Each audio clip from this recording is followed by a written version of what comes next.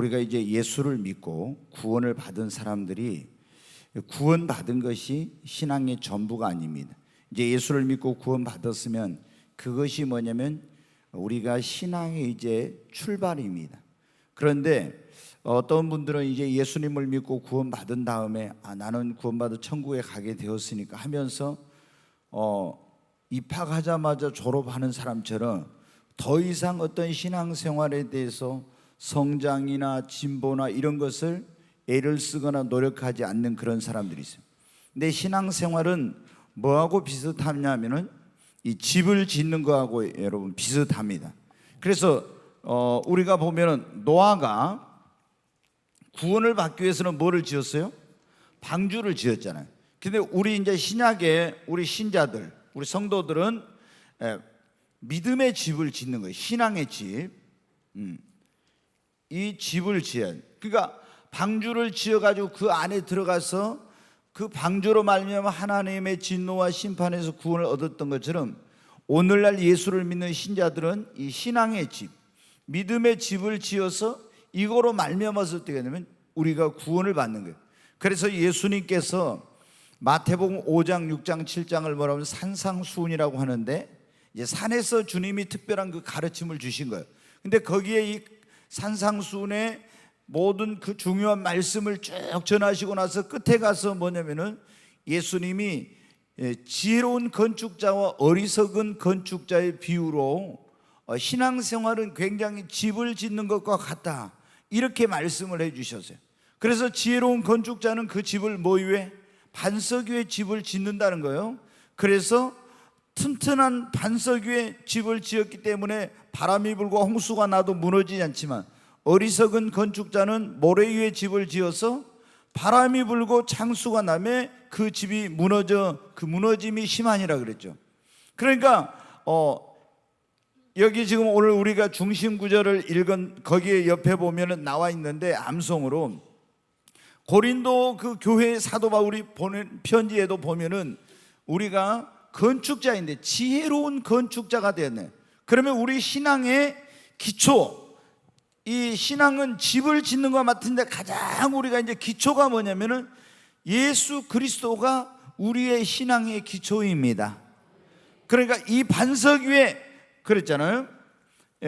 이 반석은 곧 그리스도니 그리스도라는 이 기초 위에 우리가 뭐냐면 신앙의 집을 이제 한 층 한 층 지어 올라가는 거예요. 이렇게 그래가지고 쭉 지어서 몇 층까지 짓냐면은 8층까지 이게 집을 지어요. 그러니까 오늘 이제 여기 지금 사도 베드로가 구원받은 성도들에게 너희가 보배로운 믿음으로 말미암아 구원을 받고 하나님의 자녀가 되어서 이제 신의 성품에 참여한 자가 되었는데, 이 신앙의 집을 제대로 견고하게 지어서 온전한 그런 믿음에 이르러 가지고 우리가 하나님의 나라에 넉넉하게 들어가기 위해서는 어떻게 뭘 힘써야 될지를 그것을 지금 말해주고 있는 내용이에요. 자, 거기 한번 여러분 보십시다. 거기 암송 구절이라고 있는데 한번 같이 읽겠습니다. 내게 주신 하나님의 은혜를 따라 내가 지혜로운 건축자와 같이 터를 닦아두매 다른 이가 그 위에 세우나 그러나 각각 어떻게 그 위에 세우기를 조심할지니라. 이 닦아둔 것 외에 능히 다른 터를 닦아둘 자가 없으니 이 터는 곧 예수 그리스도라. 아멘. 우리의 신앙의 기초는 누구예요? 예수님입니다. 예수라는, 그러니까 우리가 예수님을 나의 개인의 구원자와 주님으로 영접하면은 우리는 뭘 받습니까? 구원을 받습니다. 근데 구원받은 그것으로 끝나서는 안 돼요. 그 위에 이제 신앙의 집을 한 단계 한 단계 한 층 한 층 이렇게 지어 올라가는 거예요. 그래가지고 이걸 뭐냐, 신앙의 8층 집을 잘 지어야 돼요. 그게 지금 여기에 구원의 믿음 위에 우리가 뭐를 더해야 되는지를, 그거를 지금 말씀해 주고 있는 내용이에요. 거기 내용을 한번 같이 읽겠습니다. 예수 그리스도를 믿음으로 말씀과 성령으로 거듭난 신자들은 하나님의 자녀가 되었고, 여기 보면 우리가 회개하고 예수 그리스도를 믿으면은 물과 성령으로, 이 말이 말씀과 성령으로 거듭난다겠죠. 그래서 하나님의 뭐가 됩니까? 자녀가 되고 내 이름은 어디에 기록돼요? 하늘나라 생명책에 기록되는 것입니다. 우리가 반드시 물과 성령으로 나야 돼. 아무리 육신으로 태어나도 물과 성령으로 나지 않으면 하나님의 자녀가 아니에요. 반드시 물과 성령으로 다시 태어나야 우리는 하나님의 자녀가 되고 내 이름이 하늘나라 생명책에 기록되는 것입니다. 자, 같이 이렇게 신의 성품에 참여하는 자가 되었다.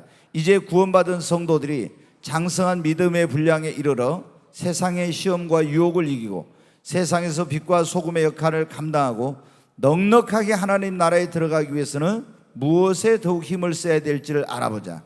여기 보면 이제 예수를 믿고 구원받은 사람은 하나님의 자녀가 되었고 하나님의 성품, 신의 성품에 참여하는 자가 되었어요. 그런데 이 구원받은 성도들이 믿음이 장성한 분량, 점점 더 자라서 장성한 믿음의 분량에 이르러 그래야 세상에서부터 오는 시험과 유혹을 이길 수가 있고, 그 다음에 믿음이 있고 이런 사람들이 세상에 가서 어때? 너희는 세상의 소금이요 빛이라겠죠. 그래 예수를 믿는 사람들이 썩어져가는 세상의 소금이 돼서 이 부패해가는 세상을 부패하지 않게 하고 어두운 세상을 밝히는 빛이 돼야 되는데, 이게 뭐냐면 우리가 예수 막 믿고 구원받은 사람이 이 세상에 어디 가서 소금이 되고 빛이 되지 못해요. 어떻게 돼? 우리 믿음이 성장하고 정말 짠 소금과 같은 그런 모든 부패를, 세상에 썩어져 가는 것을 방지할 수 있는 그런 거룩함과 그런 능력이 우리 안에 있고, 이 죄악된 어두운 세상을 밝힐 수 있는 그런 빛이 내 안에 있어야 세상의 소금과 빛의 역할을 하는 거예요.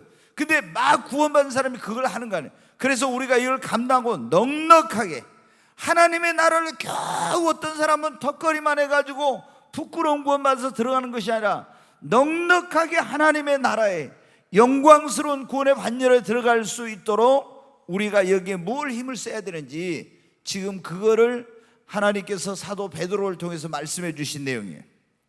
자, 오늘 이제 그거를 하나하나 우리가 이제 알아보려고 합니다. 자, 우리가 예수 그리스도를 믿고 구원을 받았어요. 예, 이 구원을 받은 사람들은 그 이후에 나는 구원받았으니까 됐다, 여기가 아니라 구원받은 그 이후에 이제는 우리는 뭘 어때? 믿음을 여러분 더 우리가 믿음을 더하는, 그러니까 구원의 믿음은 크고 작은 것이 없다겠어요?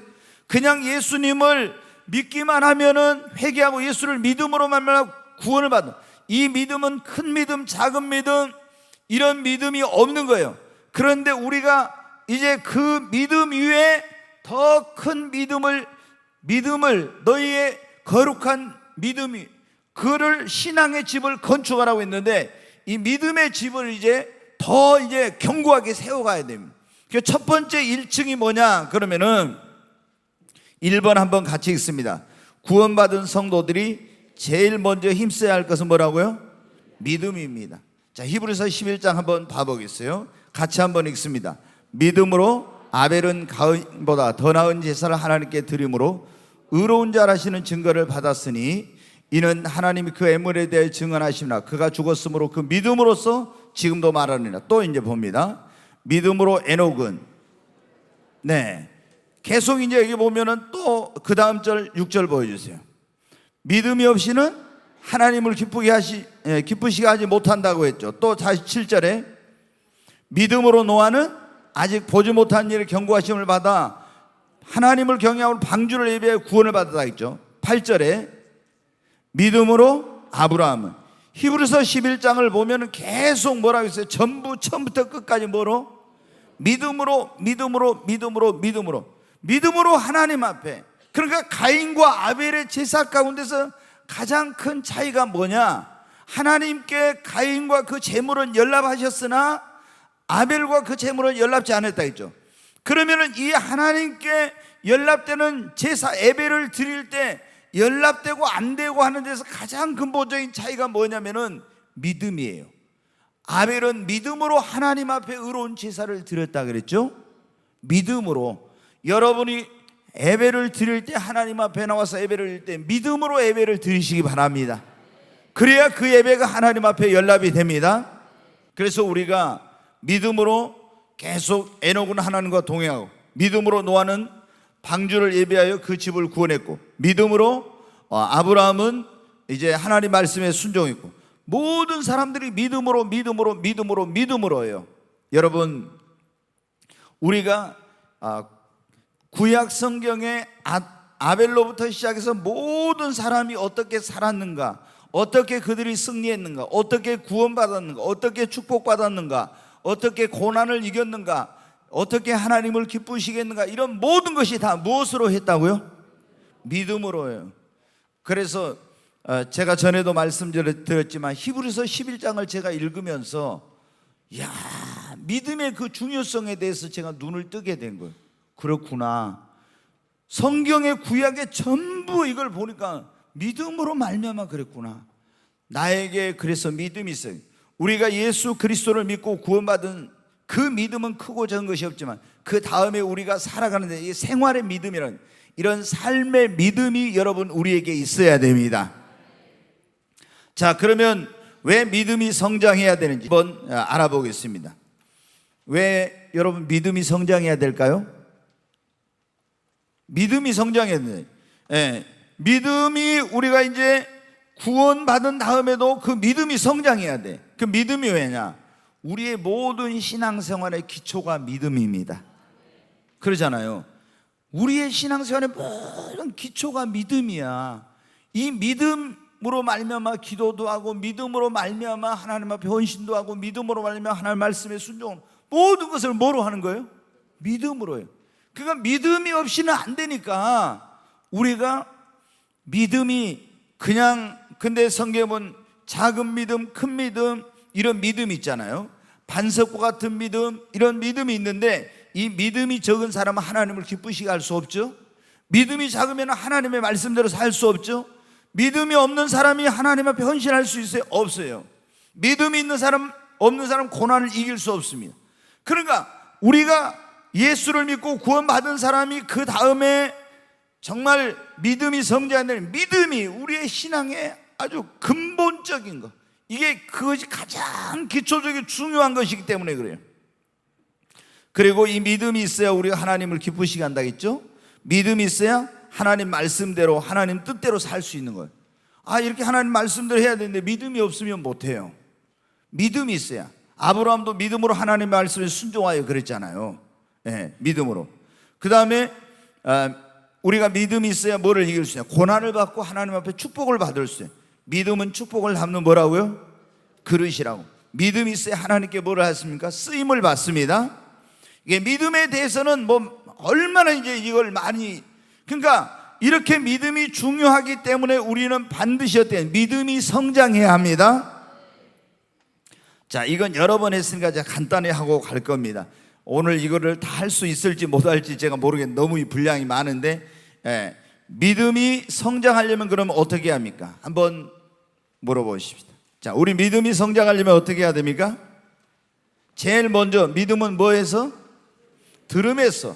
들음은 그리스도의 말씀으로. 그러니까 우리가 믿음이 성장하는 것은 그냥 성장은, 세상에 많은 이야기를 들어서 믿음이 성장해요.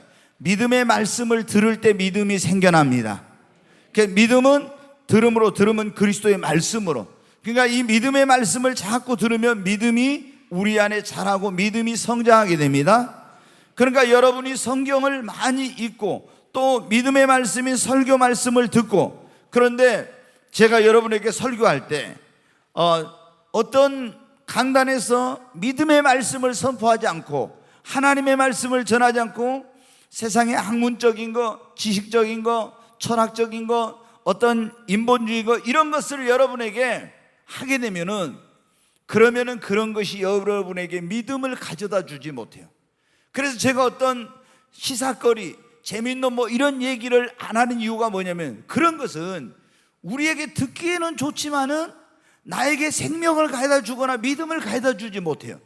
오직 하나님의 성령으로 감동된 이 하나님의 말씀 속에만이 우리에게 믿음을 주고 생명을 주고 우리를 변화시키는 그런 능력이 있습니다. 그래서 계속 제가 오직 하나님 말씀으로만 그렇게 하는 거예요. 여러분, 우리가 하나님의 말씀을, 이제 믿음의 말씀을 들을 때 믿음이 생겨난다. 두 번째는 우리가 믿음이 성장하려면 어떻게 해야 됩니까? 정말 내가 믿음을 성장시키고 싶어하는 그런 마음을 가지고 믿음의 성장을 위해서 노력을 해야 됩니다. 아멘. 지난번에 우리가 수요일 날 이제 마태복음 강해 설교하면서 그런 말씀을 전한 적이 있어요. 먼저 된 자가 뭐라고요? 네. 먼저 된 자가 먼저 되었는데 먼저 된 자가 나중돼. 네, 나중되고 나중된 자가 뭐라고요? 네, 나중된 자가 먼저 돼. 이거는 정상적인 게 아니죠. 먼저 된 자가 먼저 되고 나중된 자가 나중돼야 되는데 먼저 된 자가 나중되고 나중된 자가 먼저 됐다. 이거 말은 뭡니까? 예수를 믿은지 먼저 믿었으면은 더 믿음이 빨리 먼저 성장해가지고 이렇게 되었는데, 예수를 믿은지는 먼저 믿었지만 믿음이 뒤처진 거예요. 그게 나중되고, 이제 믿음이 얼마 안 됐지만 열심히 믿음의 성장을 위해서 노력하니까 어떻게 돼요? 믿음이 성장해가지고 나중된 자가 먼저 됐다는 거예요. 그러니까 여러분 어떻게?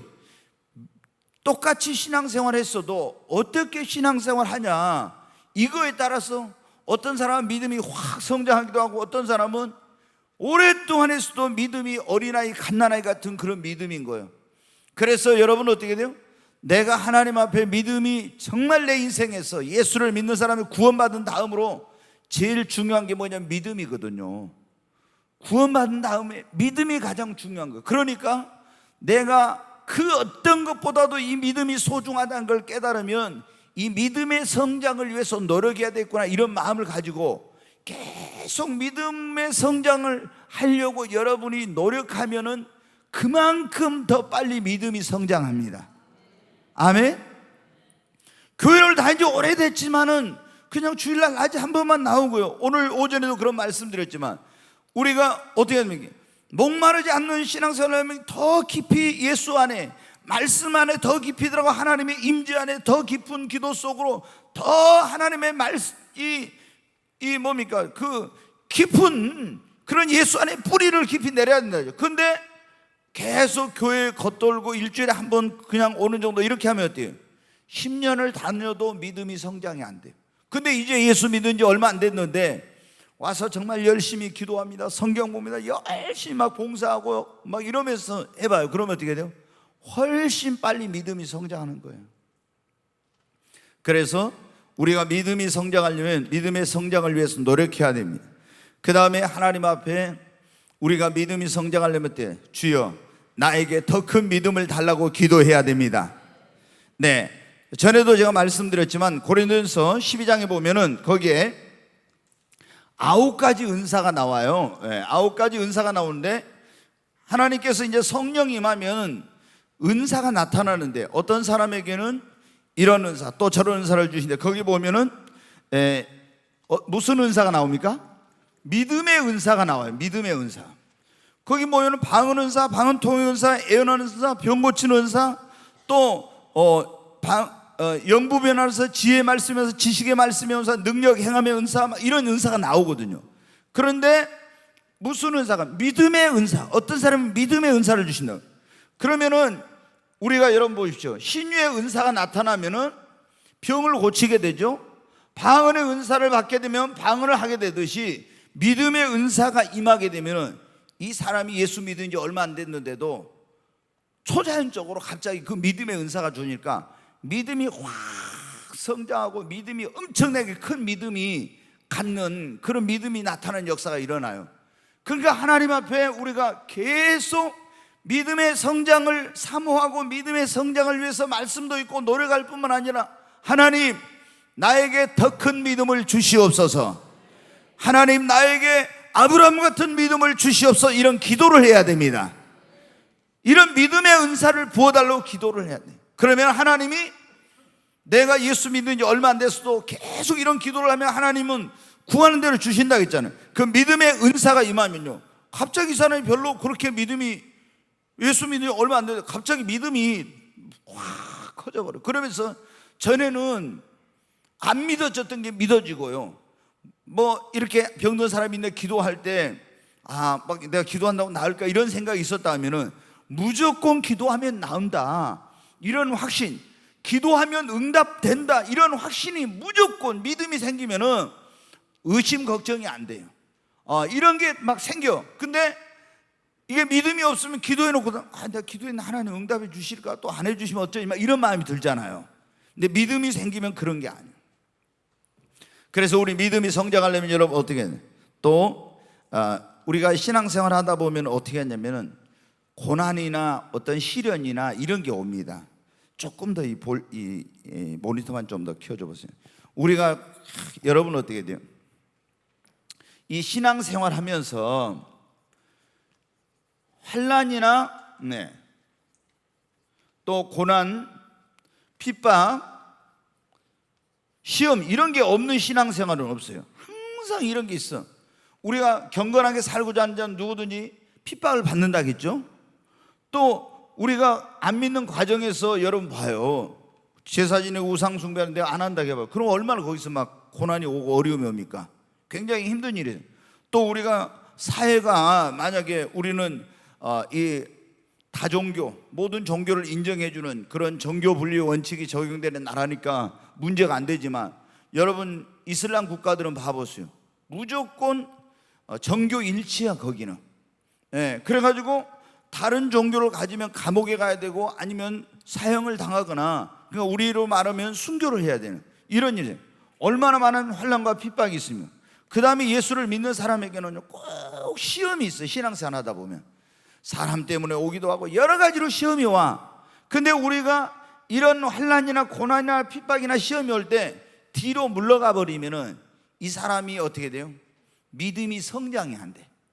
근데 이런 환난이나 시험이나 고난이나 핍박이나 이런 거 올 때 이거를 극복하고 나잖아요. 그럼 내 믿음의 놀라운 진보가 이루어집니다. 근데 특히 이런 여러분 어떻게 시험이 언제 많이 오냐면은 하나님의 축복이 가까울 때 시험이 꼭 와요. 여러분 그걸 기억해야 돼. 하나님의 축복이 가까울 때 꼭 시험이. 제가 제일 안타까운 게 뭐냐 성도들이 보면요, 신앙생활 열심히 하고 기도 막 하다요 하나님의 축복이 가까운데 어떤 시험거리가 생겨. 그럼 그걸 이겨야 돼요. 여러분 보세요. 다니엘이 어떻게 했어요? 하나님의 더 큰 축복이 있기 전에 항상 먼저 뭐가 있었어요? 다니엘서 보면 항상 시험이 있잖아요. 시험을 이기면은 하나님께 인정을 받고 더 큰 축복이 와. 꼭 시험을 이기고 나면은 또 인정을 받고 더 큰 축복이 와. 근데 하나님이 저한테 이걸 다 깨닫게 해주시더라고요. 근데 여러분 어떻게 해요? 이거를 사람들이 모르는 거예요. 그래가지고 나한테 어떤 시험거리가 생기면은 하나님의 축복이 가까우니까 마귀가 나를 시험하는구나. 시험에는 두 가지가 있다고 했잖아요. 하나님이 우리를 테스트하는 이런 우리의 믿음의 분량 이런 걸 테스트하는 시험과 마귀가 시험하는 우리를 유혹하고 넘어지게 하는 이런 유혹적인 시험, 템테이션이라고 하죠. 이런 시험이 있어요. 근데 우리가 여러분 어떻게 합니까?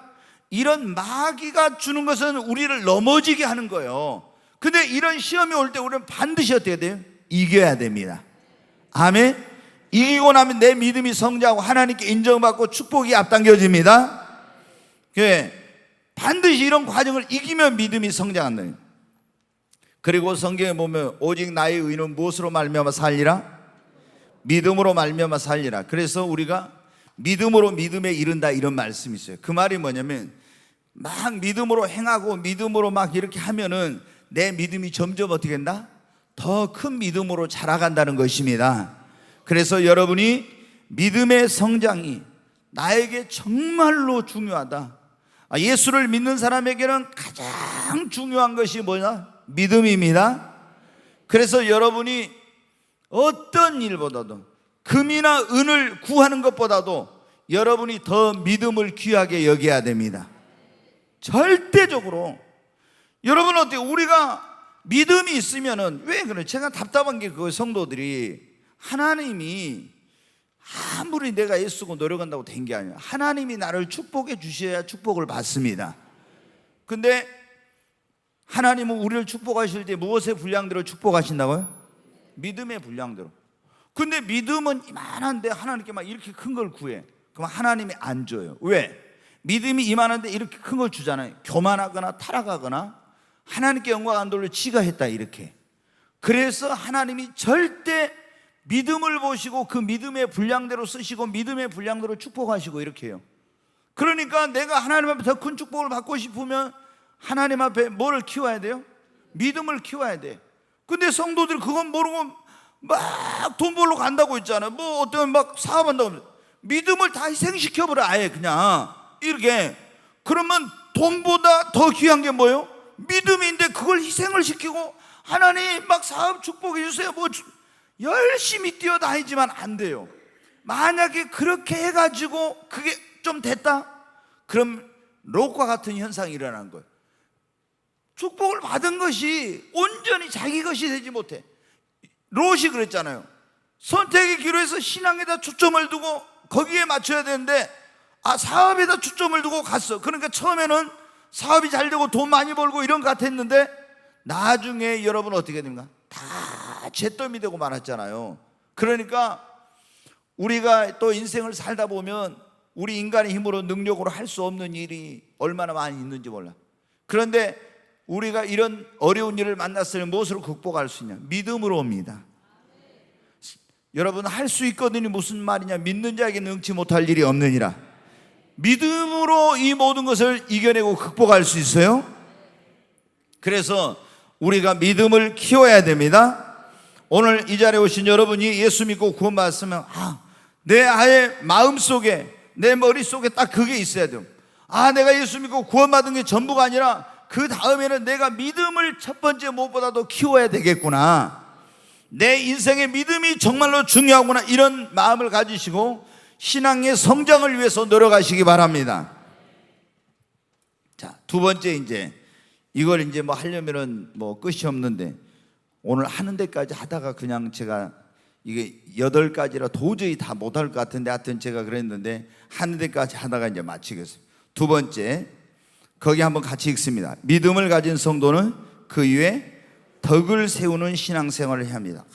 여러분 보면요, 자, 믿음은 좋은데 덕을 세우지 못한 그런 사람들이 많이 있어요. 교회 보면 우리 한국 교회가 굉장히 이런 부분에서 좀 문제가 있어요. 너무나 이게 뭐냐면은 막 교회 와서 있잖아요. 열심히 헌신하고 봉사하고 하나님 앞에 막 이런 거 하고 열심히 전도도 하고 이렇게 해요. 그런데 덕을 못 세요. 그러면 어디 갔을 때 어떤 일이 일어납니까? 교회 다니는 것들이 저런다고, 예수 믿는 것들이 저런다고, 하나님 믿는 것들이 이런다고 하면서 어떻게 돼요? 오히려 하나님 이름에 욕을 먹게 하고 하나님의 영광을 가리게 되고 덕을 세우지 못한다. 이 말은 뭐냐면 교회나 공동체나 다른 사람에게 유익을 되지 못하게 한다 이 말이에요. 그러니까 우리가 정말로 믿음이 중요하지만 믿음만이 아니라 믿음 위에 그래서 뭐를 더하라고요? 덕을 더하라는 거예요. 자, 믿음을 가지고 그 위에 덕을 세워야 돼요. 아멘. 이게 뭐냐면 성숙한 이제 점점 더 신앙이 돼가는 거예요. 근데 믿음은 있지만 덕을 세우지 못한 사람들이 한국 교회에 너무나 많아요. 이기적이야. 여러분 어떻게 돼요? 우리가 이제 여기 덕이란 뭐냐 그러면 선하고 정직한 그런 성품에서 나오는 관용과 포용과 그런 배려에 이런 그 사랑의 마음으로 이렇게 이제 그 어떤 그리스도의 그 향기가 나타나는 삶을 사는 것이 이게 뭐냐면은 덕을 세우는 거예요. 그런데 예수님을 믿는 사람이 배려라든가 포용한다든가 관용을 베푼다든가 사랑이라든가 이런 게 없이 너무 이기적이에요. 자기밖에 몰라. 이런 신앙생활을 그리고 독선적이고 이런 사람들은 어떻게 합니까 여러분? 오히려 제가 보면 그런 사람들이 있더라고요. 믿음이 좋은 사람들이 교회 안에서 더 문제를 일으키는 경우가 있어요. 믿음은 엄청나게 좋은데 다른 사람을 배려 안 하고 무조건 일방적으로 막 하는 거야. 이기적으로 독선적으로. 직장에서 여러분은 열심히 신앙생활을 하는 줄 교회 다니는 줄 알고 장로님이 권사님 집사님인 줄 아는데 다른 사람들을 배려 안 하고 너무 막 그 사람이 이렇게 해. 그러면 어떻게 됩니까? 다 이게 덕을 세우지 못해. 하나님께 영광을 돌리지 못하는 거예요. 이런 경우 얼마나 많아요. 그러면 그런 거 보고 사람들이 뭐라 합니까? 나는 저 사람 보니까 절대 교회 가기 싫다. 그렇게 말하잖아요. 전도의 문을 다 닫아버려. 그것이 하나님의 영광을 가리게 되고. 그러니까 우리가 예수를 믿는 사람들은 믿음이 정말로 중요한데 그 다음에는 우리가 어떤 믿음 위에 덕을 더하는 덕을 세우는 신앙생활을 해야 합니다. 네. 그래야 우리가 덕을 세우는 신앙생활을 해야 어떻게 돼요? 하나님께 영광을 돌리고, 그리고 다른 사람에게 정말 여러분이 어떻게 유익을 끼치는 그런 삶을 살 수가 있습니다. 또 덕을 세우는 신앙생활을 할 때 사람들이 칭찬을 해. 그러잖아요. 여러분이 막 어떤 예수님 믿는 사람인데 덕을 세우는 그런 신앙생활 하면, 진짜 예수 믿는 사람은 달라, 교회 다니는 사람은 달라, 이러면서 여러분 어떻게 돼요? 하나님께 영광이요, 그리고 주님 덕을 세운 것 때문에 그 사람도 칭찬하면, 역시 예수 믿는 사람들은 다르더라. 그래가지고 그 사람들이 전도의 문을, 복음의 문을 열게 돼, 마음의 문을 열고 전도하면 받아들이게 되고 이러잖아요. 그런데 예수를 믿는 사람들이 속이 너무 또 더 좁아. 속이 좁아가지고는 그냥, 왜 예수 믿는 사람이 속이 이렇게 좁은지 몰라. 그래, 저도 있잖아요.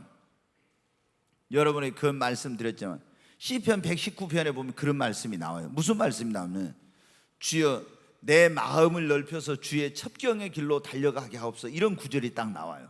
그게 제가 목회를 하다 보면 여러분 어떻습니까? 별별 사람이 다 교회 오잖아요. 목사 꼭 마음에 든 사람만 오겠어요? 진짜 많이 도와주고 어려울 때 가서 했는데 배신 때리고 있잖아요. 막 그런 사람들이 많이 있죠. 그러면 어때? 정말 처음에는 너무 힘들죠.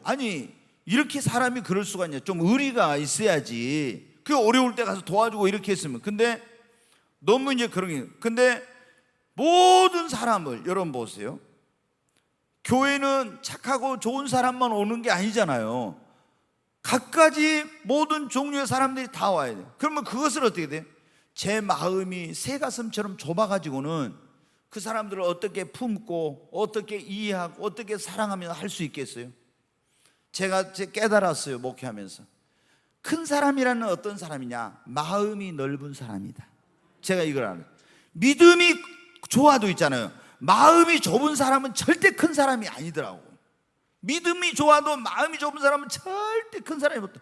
믿음은 좋은데 속이 좁은 사람은요, 정말 째째한 거 가지고 있잖아요. 막 그거 이해 못하고 싸우고 막 이렇게 하고 막 그래. 근데 마음이 넓은 사람이 그게 큰 사람이다.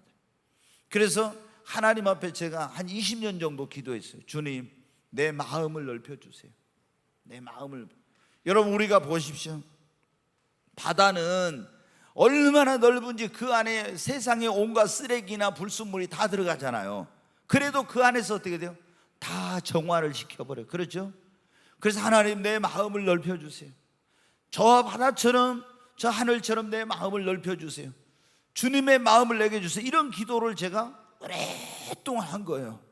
내가 이 마음이 넓어지지 않고는 주의 일을 진짜 못해. 좋아하는 사람만 좋아하고 싫어하는 사람은 싫어하고 그러지 어떻게 그거에 되겠어요?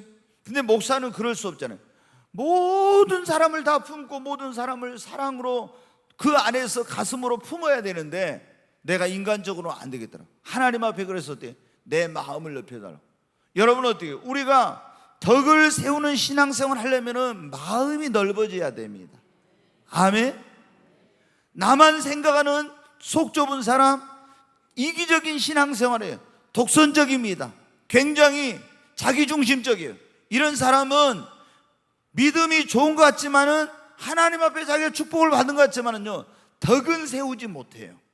하나님께 영광을 돌리지 못해. 공동체에 유익이 되지 못해. 그래서 우리는 믿음이 중요하지만 그 믿음 위에 덕을 세우는 신앙생활을 해야 합니다. 덕을 세우려면 이제 중요한 것 가운데 하나가 뭐냐? 언행을 조심해야 돼. 그러잖아요.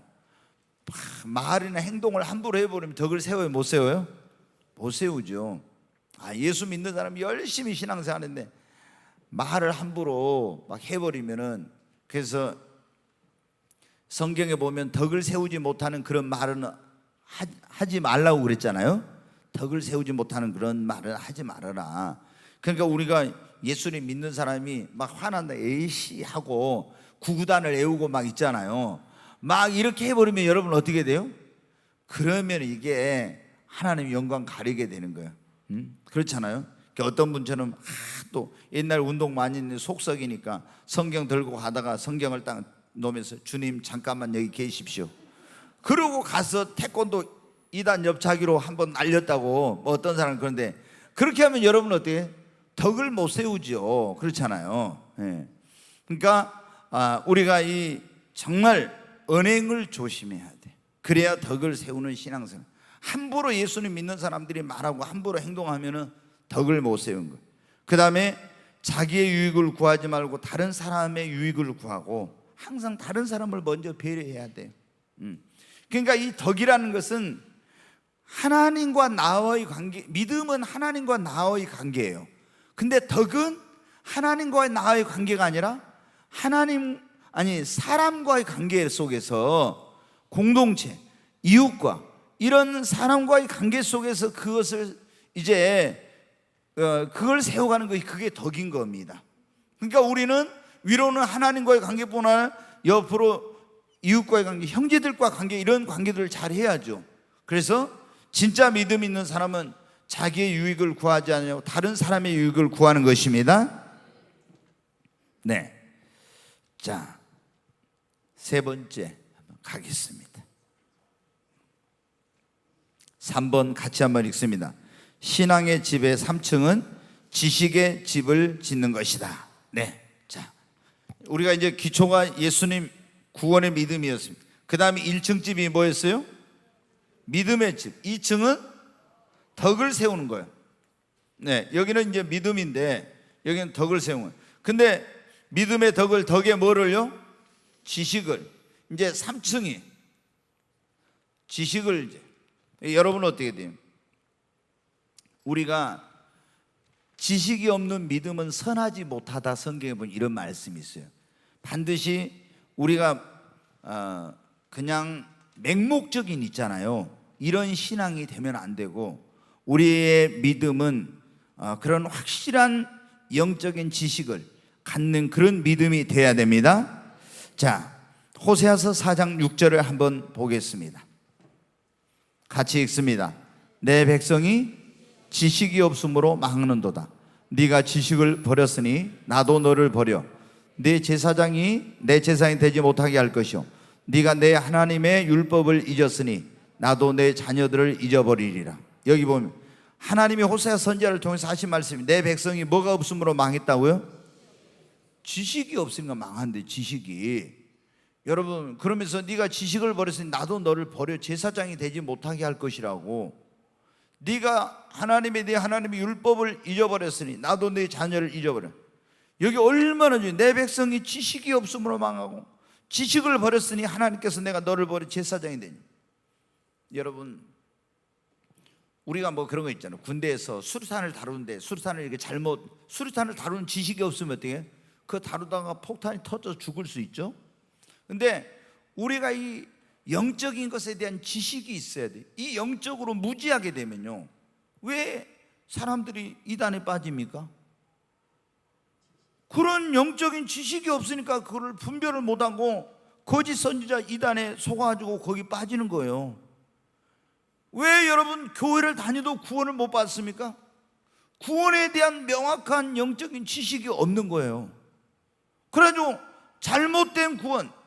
제가 오늘 또 이제 어떤 새로 오신 분한테 그런 얘기를 했는데, 저는 여러분 신앙생활은 가장 중요한 게 뭐냐면 구원이거든요. 구원. 그래서 이제 이것을 구원론이라 이렇게 말하는 거죠. 구원론, 성령론, 종말론 뭐 이렇게 이제 어떤 그걸 뭐 할 때. 근데 조직 신앙에서 이 구원론이라는 거죠. 제가 이제 그냥 교회를 형식적으로 다니다가 어느 날 이제 학원에서 강의를 하다가 그래요. 강사님, 예수님 믿으세요? 나한테 물어봐요. 그래서 나 무슨 교회 다닙니다. 그랬더니 교회 다니는 것과 예수 믿는 건 다릅니다. 그래요? 그래서 내가 한 번도 생각을 해본 적이 없어요. 그냥 교회만 다녔지 교회 다니는 것과 예수 믿는 게 다르다고 하니까 갑자기 그냥 뭐 한 대 맞은 것 같아. 그러면서 교회를 다녀도 예수님 안 믿는 사람 많고 구원 못 받는 사람 많다는 거예요. 내가 딱 그러거든요. 내가 보니까 나는 그냥 교회를 착하게 살아야지, 어떤 종교를 하나 가지고, 그리고 교회 가면 또 사람들하고 어떤 이런 뭐 친구도 사귀고 이런 거 있잖아. 또 내가 종교를 하나 갖다 보면 어려울 때 위로를 받을 수도 있고 뭐 이런 생각으로 이제 교회를 갔는데 친구 전도받아. 아니 교회를 다녀도 예수를 안 믿는 사람이 있고 구원 못 받는 사람이 있고. 내가 충격을 받은 거예요. 그래가지고 교회 갈 때 항상 어떻게 담배를 여기다가 양말 속에다 넣어가지고 와서 끝나기만 하면 우리 교회도 그런 분들이 있는데 제가 다 내려다보고 있어요. 왜? 3층에서 보면 이제 다 보여. 우리 청년들도 오면 싹 와가지고 있잖아. 저 옆으로 쓱 돌아가서 거기서 막 이렇게 피고 또 와요. 근데 다른 데서는 그렇게 하지 않을 건데 예배드리러 간다 하니까 이게 1시간 동안 혹은 2시간 동안 이것저것 하면 그게 이제 근질근질한 거예요. 꼭 심리가 그러잖아요. 사람이 하지 말라고 하면 더 하고 싶은 거잖아요. 그래서 열심히 피고 또 끝나기가 바쁘게 나가서 어떻게 돼요? 저 막 차 뒤로 가거나 어디로 가서 막 이렇게 피워요. 근데 저도 그런 거예요. 여기다 넣어가지고 다니면서. 그리고 이제 교회 옆에서는 아니지만 다른 데 갖고 이제 술도 마시고 이제. 근데 뭐 크게 죄의식을 갖고 뭐 이런 것은 없었어요. 근데 그날 딱 이렇게 뭐냐면 좀 교회에 가려면은 괜히 내가 마음이 좀 그랬거든요. 혹시 담배 냄새 나지 않나 해가지고 뭐 이빨 열심히 잘 닦고 냄새 안 나게 막 이렇게 하고 가고 이랬는데 그분 말을 듣고 나서 그 사람 말을 듣고 나서 야 내가 이렇게 그냥 교회 다닐 게 아니라 하나님 진짜 계실까? 진짜로 하나님 살아 계시면 내가 믿고 이번 기회 안 그러면은 이게 좀 위선적인 생활 아니냐. 내가 이렇게 그만두고 그냥 교회 안 다니고 와서 즐길 거 즐기고 확실하게 그냥 살아야지. 내가 이렇게 딱 생각을 했어요. 그리고 하나님이 진짜 살아있는 신이라면 하나님의 존재를 나한테 보여주세요. 그러면은 내가 하나님을 믿겠습니다. 나는요 하늘에서 무슨 뭐 산신령이 내려온 것처럼 막 그렇게 뭐 좀 하나님이 나타나기를 바라는 그런 마음으로. 왜? 하나님에 대한 지식이 없으니까. 하나님은 영이시니까, 영이니까 눈에 안 보이는 거예요. 그런데 하나님을 그냥 인간적인 그런 그 관념으로 생각해가지고 하나님이 이렇게 막 내려오기를. 그래 여러분 어떻게 돼요? 제가 1년 동안 교회를 다녔지만 구원을 받지 못한 이유가 뭐였어요? 구원에 대한 지식이 없는 거예요. 누가 나에게 그런 복음을 전해주고 어떻게 해야 구원받나 이런 걸 가르쳐준 사람이 없었잖아요. 그래서 교회를 1년 동안 다니면서도 전혀 구원을 못 받은 거예요. 여러분이 꿈의 교회 오면은 새가족 공부를 하잖아요. 새가족이라고 새신자가 아니에요. 새가족. 왜? 다른 교회 다니다 오신 분도 있잖아요. 그럼 그분한테 새신자라고 할 수는 없잖아요. 우리 꿈의 교회 왔으니까 우리 꿈의 교회에서 볼 때는 그분은 뭐예요? 새가족이요. 새가족. 그래서 뭐 새가족 공부하면 나는 뭐 내가 집사고 권사고 장로인데 뭐 나보다 뭐 새가족 공부하라고 이렇게 할 게 아니라 여러분이 그 새가족 공부를 한번 참여를 해야 돼요. 그게 그러면은 거기서 어떻게 하냐, 가장 신앙의 기초적인 구원에 대한 문제부터 왜 인간이 불행하고 행복하지 못한가 쫙 그런 걸 이제 5주 과정 동안 배우는 거예요. 네, 근데 제가 어떻게 돼요? 지식이 없으니까 구원을 어떻게 받는지 이게 모르는 거예요. 제가 예수님을 이제 그래가지고 어떤 목사님 만나서 상담하고 이렇게 해야 구원받는구나. 내가 왜 죄인이라는 걸 깨달았어요. 나는 뭐 죄인이라니까 뭐 내가 착하게 사는데 뭔 죄를 얼마나 지었다고 나보다 죄인이라고 하냐고 이렇게 생각을 했거든요. 근데 하나님 앞에서 보니까 내가 죄인이더라고. 마음으로, 행동으로만이 아니라 마음으로, 생각으로, 입으로, 눈으로 이런 것도 다 죄더라고요. 그래서 또 원죄라는 게 있고 자범죄 원죄가 있고, 그래서 내가 인간이 죄인이라는 거, 죄 때문에 왜 이제 하나님은 심판을 받고 지옥에 가는 이런 걸 다 알게 된 거, 그리고 어떻게 이 죄를 용서받고 내가 구원받고 하나님 자녀가 되는지 이런 걸 뭐를 통해서 이제 그런 지식을 알았잖아요. 그러니까 그걸 통해서 내가 먼저 이런 지식이 있어야 깨달음이 오게 되고 믿음을 갖게 되는 거예요. 근데 어떤 사람들은 무조건 믿어, 무조건. 절대 저는 무조건은 못 믿어요. 그러잖아요. 무조건 믿는 믿음은 이게 언제 흔들릴지 몰라.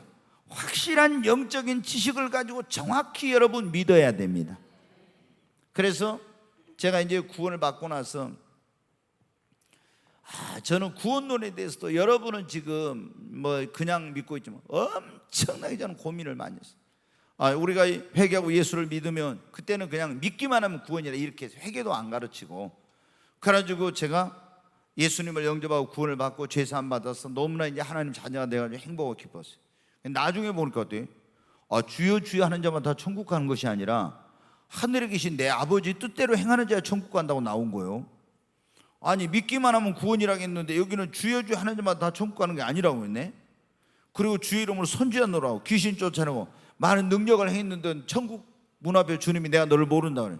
그래서 내가 목사님한테 가서 물어봤어요. 목사님, 여기 예수님 믿기만 하면 구원받는다, 이 사람들 주여 주여 했죠. 주의 이름을 부르냐 구원받는다, 주여 주여 했는데 천국 못 가고, 하나님의 뜻대로 안 하면 천국 못 간다고 하고, 여기 주님의 이름으로 선지하는 목사 노릇하고 귀신 쫓아내는 많은 능력을 했는데 주님 모른다는데 이거 어떻게 된 겁니까?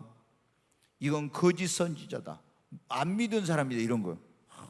나는 거짓 선지자가 예수님한테 주여 주여 할까? 고민이 많더라고요. 여러분 어떻게 돼요? 그런 고민을 엄청나게 저는 한 거예요. 이게 도대체 무슨 의미지? 그리고 달란트 비해서도 5달란트, 2달란트, 1달란트 줬는데 이 1달란트 완전 땅속에 묻었다 해가지고 빼앗아가지고 10달란트 가진 자에게 주고 바깥 어두운데 내어 쫓아 거기서 이를 가면 슬피 울며, 이 사람은 어떻게 된 겁니까? 구원 못 받은 거대. 그럼 구원 못 받은 사람에게 달란트를 주나? 제가 생각할 땐 도저히 아니에요. 그래서 제가 거기에서 누구에게도 말 못한 가운데서 얼마나 많은 세월 동안 그런 거를 고민하고 가서 주석을 얼마나 뒤져보고 난해구절 이런 걸 하면서 해도 시원한 답이 막 없더라. 이게 지금은 제가 여러분에게 회개와 예수님을 믿음으로 구원받는다고 하잖아요. 그냥 이게 쉬운 게 아니에요. 굉장히 이것이 그런 오랫동안 고민, 성경의 연구 이런 속에서 이게 나온 거예요. 우리가 회개라는 건 그랬다. 오늘 또 제가 그런 말씀을 드려요. 구원파는 회개가 필요 없어. 그냥 우리가 회개라는 건 뭐냐면 구원을 위한 회개와 성화를 위한 회개가 있나. 하나님을 모르고 세상에 빠져서 죄악을 범하면서 계속 이렇게 내 마음대로 살고 하던 내가 어느 날 내가 죄인이라는 걸 깨닫고 하나님을 등진 삶이 잘못됐다는 걸 깨닫고 삶의 방향을 하나님께로 돌이키고 죄악을 버리고 하나님 앞에 나온 것이 이게 회개예요. 그리고 나를 구원하기 위해서 이 땅에 오시 십자가를 지시고 죽은 자 가운데 사흘 만에 부활하신 예수님을 믿음으로 회개하고 그 예수님을 영접함으로만 구원을 받는 거예요. 근데 구원받은 다음에는 구원받으면 뭐 회개할 필요가 없다. 이게 잘못된 거예요. 우리가 구원받았지만 살아가면서 죄를 지어야 안 지어요? 또 죄 지어. 그러면 또 뭘 해야 돼요? 회개를. 이거는 성화를 위한 회개라고 하는 거예요. 근데 이런 거를 모르면은 사람들이 구원파 만나가지고 어때요? 지식이 없으니까 예수님이 과거, 현재, 미래 죄를 다 담당하시는데 무슨 또 회개하는, 당신 구원받지 못했어요, 이렇게 딱 한다 이거. 그러면은 헷갈려가지고 거기에 싹 넘어가 버려요. 그래서 여러분이 우리가 신앙생활을 할 때 믿음의 덕을 세우고 그 다음에 반드시 뭐가 있어야 한다? 지식이 있어야 돼. 지식이. 이게 없으면은 확고한 그런 신앙생활이 안 되고 항상 여러분 영적인 무지 속에서 흔들리게 되고 넘어지게 되고 이런 게 되는 거예요. 자, 거기 봐요. 이게 지식이 없는 신앙생활은 뭐라 해요? 오늘 아까 그래, 내 백성이 지식이 없으면 뭐 한다고요? 망한다겠죠? 망해. 지식이 없으면 그런 게, 영적 무지 때문에 하나님을 제대로 섬길 수 없고 신앙생활을 제대로 할 수가 없어요. 어떻게 신앙생활 하는지 이런 거예요. 여러분이 보십시오. 자, 우리 주님도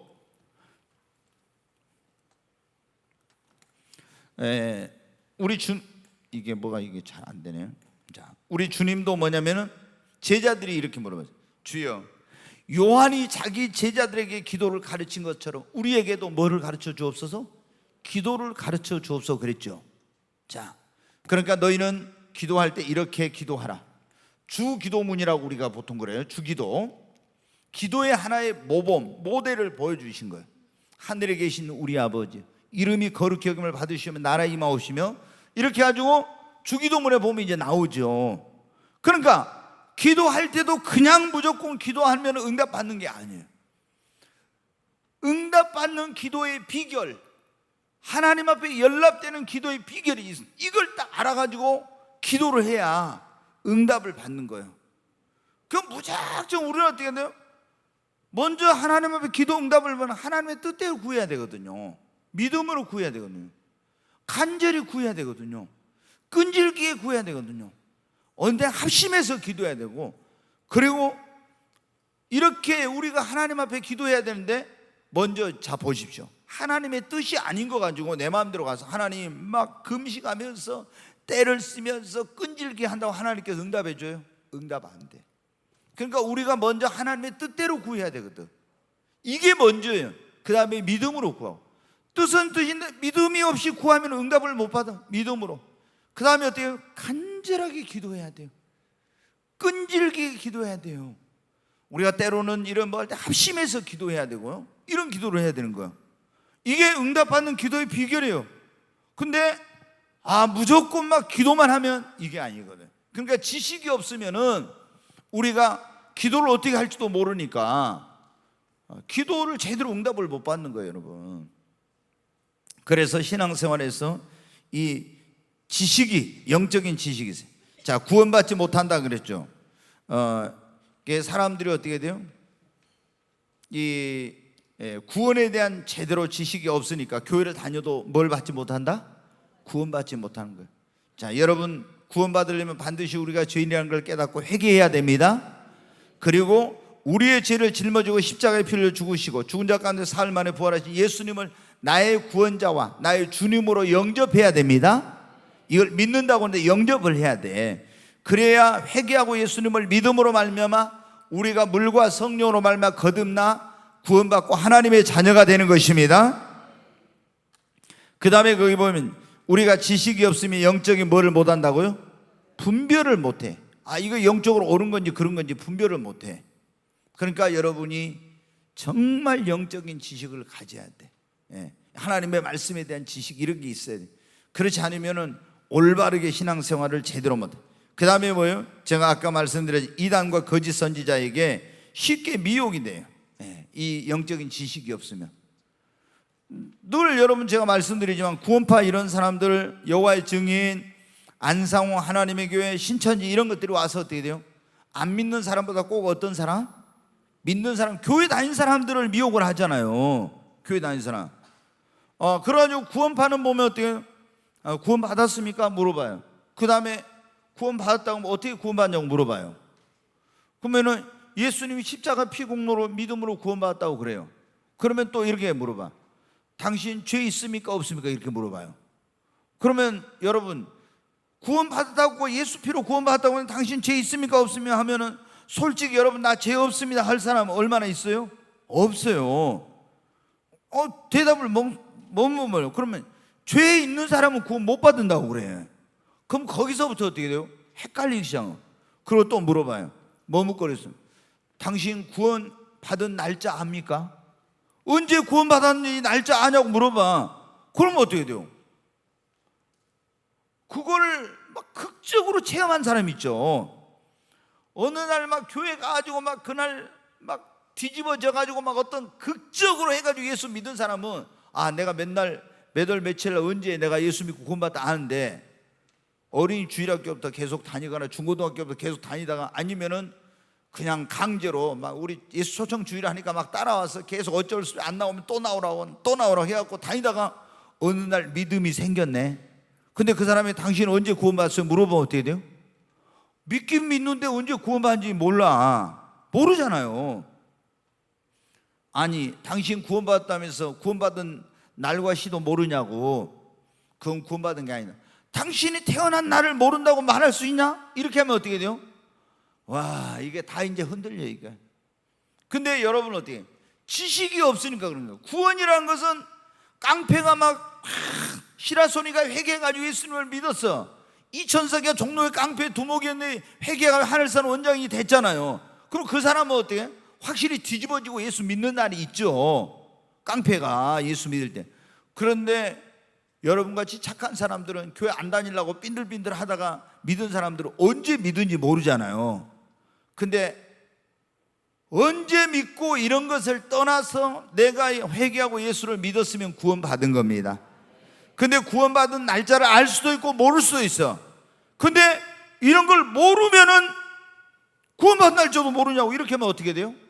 거기서 그 사람들은 코를 끼는 거예요. 그래가지고 이단에 넘어가게 되고. 그러니까 여러분이 영적인 지식이 확실하게 있어야 돼. 그래야 이단들에게 그런 거짓 선자에 미혹되지 않습니다. 그리고 거기 보면은 이제 우리가 이 신앙의 이런 우리가 이 지식이 있어야 되는 거면 그래야 경고하게 되는데, 이 신앙의 지식이 없으면 어떻게 하면 경고하지 못하고 쉽게 흔들리고 혼란에 빠지게 되는 거예요. 확실한 지식이 있어야 되는데 그러지 못하면 경고하지 못해 신앙이. 그리고 쉽게 흔들리고 어떤 말에 막 혼란에 빠져버리는 거예요.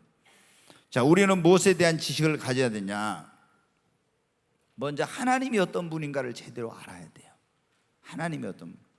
자, 여러분 보십시오. 이제 여호와의 증인이란 그런 사람들 있잖아요.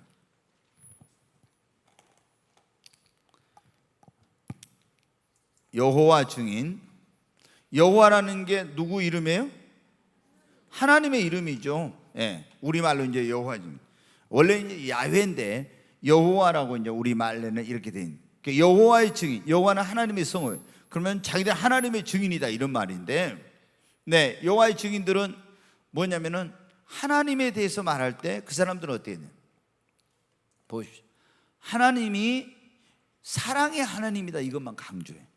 하나님은 어떤 하나님이에요? 성경에 보면 사랑의 하나님이면서 공의의 하나님이에요. 그러니까 사랑의 하나님이 우리를 구원하기 위해서 독생자를 내주기까지 했잖아요. 그래갖고 우리를 구원하기 위해서 우리 죄를 그 십자가에 담당하셨잖아요. 그런데 하나님은 공의로우신 하나님이니까 그 죄에 대해서 반드시 어떻게 형벌을 내리고 심판을 하죠. 그러니까 하나님이 온 세상을 물로 심판하기도 불과 유황으로 소돔과 고모라를 멸망시키기도 하고 이런 일을 하나님이 했잖아요. 그 이거를 하나님에 대한 온전한 지식이 없으면은 사람들이 어떻게 돼요? 여호와의 증인은 그러니까 어떻게 돼요? 하나님은 사랑의 하나님이요 공의 하나님이 아니 그게 없어. 그러니까 그 사람들은 어떻게? 사랑의 하나님이 인간을 어떻게 지옥에 보내겠냐? 지옥은 없다고 가르쳐요. 천국도 없고 이 땅에서 영원히 산다고. 그 지옥이 없다고 가르쳐. 그러면 지옥이 그리고 이제 뭐라고 가르쳐 보냐면은 영혼 멸절설이라 해가지고 사람이 죽으면 성경에 보면 어떻게 합니까?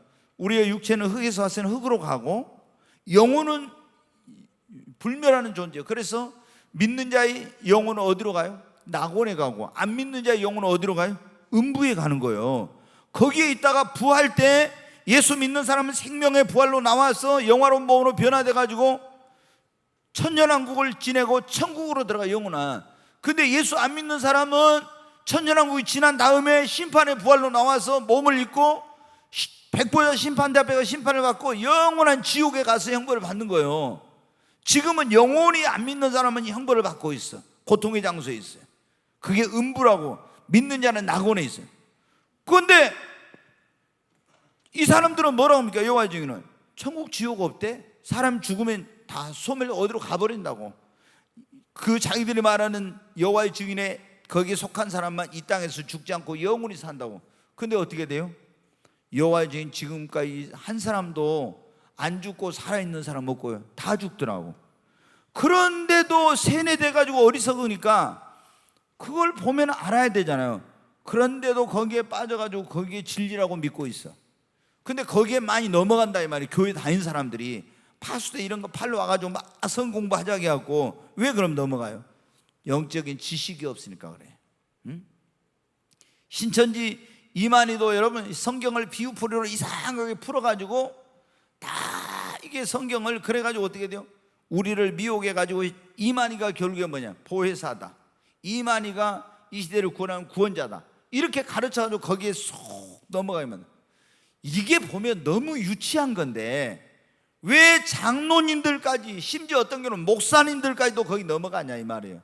그거는 이런 분들이 직분을 받았어도 이런 하나님의 말씀에 대한 지식이 부족하니까 이렇게 되는 거예요. 그래서 우리가 정말 영적인 올바른 지식을 가져야 됩니다. 하나님에 대한 지식, 먼저 하나님이 어떤 분인가를 알아야 돼. 두 번째는 예수님이 어떤 분인가.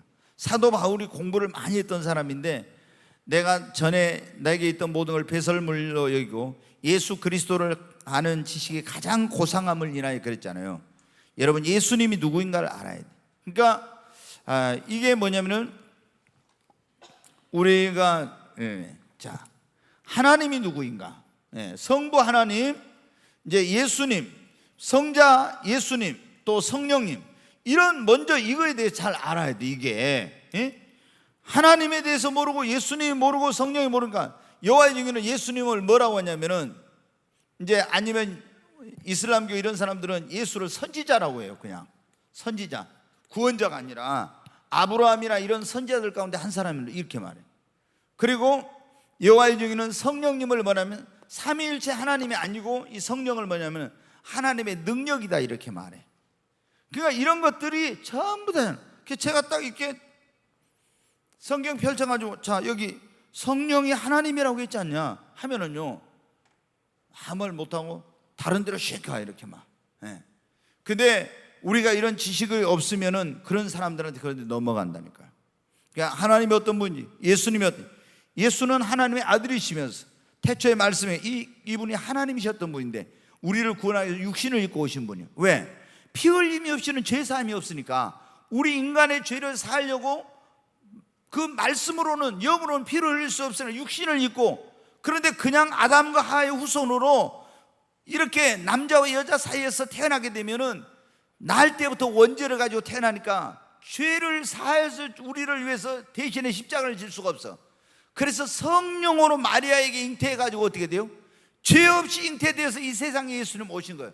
그러니까 그분이 죄가 없으니까 우리 죄를 짊어지고 십자가에서 대신해서 심판을 받으시고, 죽은 자 가운데 살만을 부활하시고 우리를 구원할 수 있는 거죠. 예수님이 성령으로 잉태돼서 오지 않았다면은 예수님도 죄인이 구원받지 못해. 구원자가 될 수가 없어. 그러니까 제가 성령님이 이런 걸 다 깨닫게 해주시더라고요. 왜 예수님이 육신을 입고 이 땅에 오셨는지. 피 흘림이 없으면 죄사함이 없다. 근데 바로 성령으로 잉태한 거예요. 그러니까 아무리 석가모니가 공자님이 훌륭해도 그분들은 다 뭐예요? 남자와 여자 사이에 태어났기 때문에 날 때부터 뭐가 있어요? 죄가 있어. 그러니까 우리 구원자가 못 돼. 그러니까 오직 다른 이로서는 구원을 얻을 수 없는 천하인간의 구원을 얻을 만한 다른 이름 예수 외에는 없습니다. 이런 걸 이제 다 깨닫게 해주시. 자, 성령님이 어떤 분인지 알아야 돼요. 구원에 대해서, 구원론, 정말 이 지식을 알아야 돼요. 종말론에 대해서, 성령론에 대해서, 이게 굉장히 중요하거든. 종말론, 구원론, 이게. 그리고 신앙생활을 어떻게 해야 되는지, 진리에 대한 지식이 우리가 이 말씀 속에서 여러분 있어야 돼요. 야, 이제 얼른 끝내야 되겠습니다. 여기까지 밑에 3번만 올라오고 시간이 돼가지고, 어디에서 참된 지식을 얻을 수, 하나님의 말씀 속에서 이 지식을 얻을 수가 있어요. 여러분이 성경을 열심히 읽고 공부하고 묵상하시기 바랍니다. 그리고 이제 가르침을 받아야 돼요. 올바른 가르침, 설교를 통해서, 성경 공부를 통해서 이런 말씀을, 가르침을 받아야 이제 이런 지식을 갖게 돼요. 그래서 성령님이 또 우리에게 가르쳐 주시고, 신앙 서적을 통해서 우리가 이런 진리에 대한 지식을 가질 수가 있고, 성도들과 교제를 통해서, 다시 말씀드립니다, 말씀을 통해서, 그 다음에 이런 설교나 성경 공부라는 이런 가르침을 통해서, 성령님을 통해서, 신앙 서적을 통해서, 또 이런 성도들과의 교제를 통해서 거기서 이런 지식을 가질 수가 있어요. 자, 여러분 다시 이제 말씀, 오늘 우리 3층집까지만 했는데, 예수 그리스도를 믿고 구원받은 사람들 그 기초가 예수님이에요. 반석. 그 위에 1층집이 뭐라고요? 믿음의 집을. 그 위에 뭐를요? 덕을 세우고, 그 위에 우리에게 뭐를 더하라고요? 지식을. 절대로 맹목적인 신앙생활을 하면 안 돼요. 우리 정확히 이렇게 말씀으로 지식적으로 무장된 그런 신앙생활을 해야 됩니다. 지금 우리는 마음을 합하여 진정으로 기도할 때니 모이자 하나 되자 우리가 갈 길이라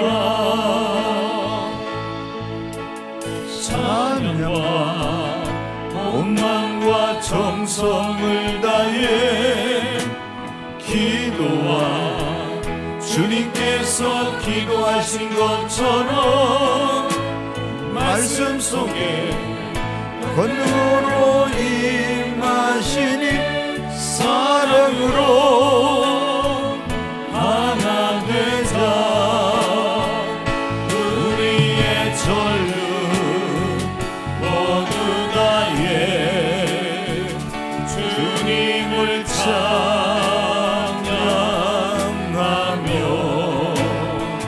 온 세상에 주의 사랑 전하리라.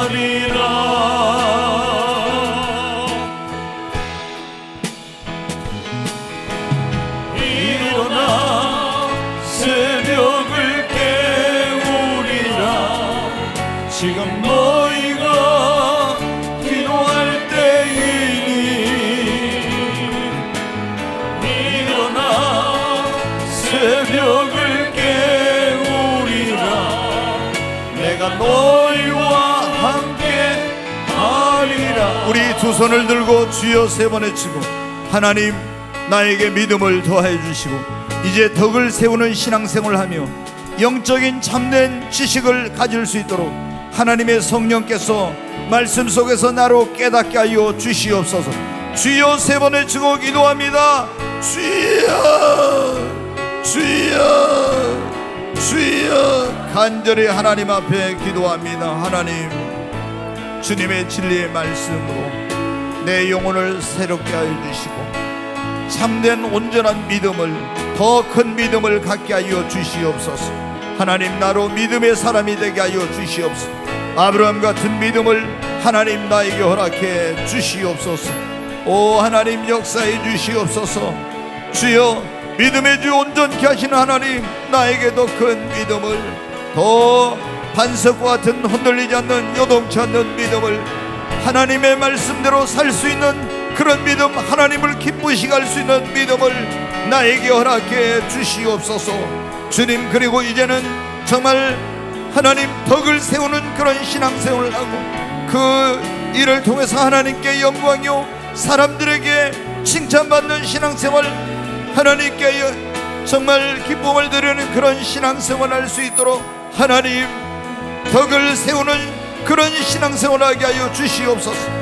오 하나님 아버지, 내 백성이 지식이 없으므로 망한다고 말씀하셔서 하나님 참된 지식, 정말 온전한 그런 지식을 갖게 하여 주시옵소서.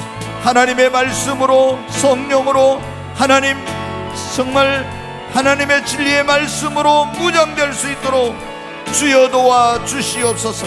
그래서 어떤 그런 이단이나 잘못된 것에도 현혹되거나 미혹되지 않게 하시고 참과 거짓, 진리와 비진리를 분별할 수 있는 능력을 진리의 지식으로 무장하여 갖게 하여 주시고 끝까지 올바른 신앙생활을 할 수 있도록 하나님 도와주시옵소서.